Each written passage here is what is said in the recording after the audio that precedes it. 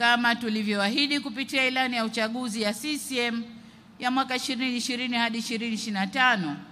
Miundombinu ya umeme sasa tumeifikisha kwenye vijiji vyote 109 vya Meatu.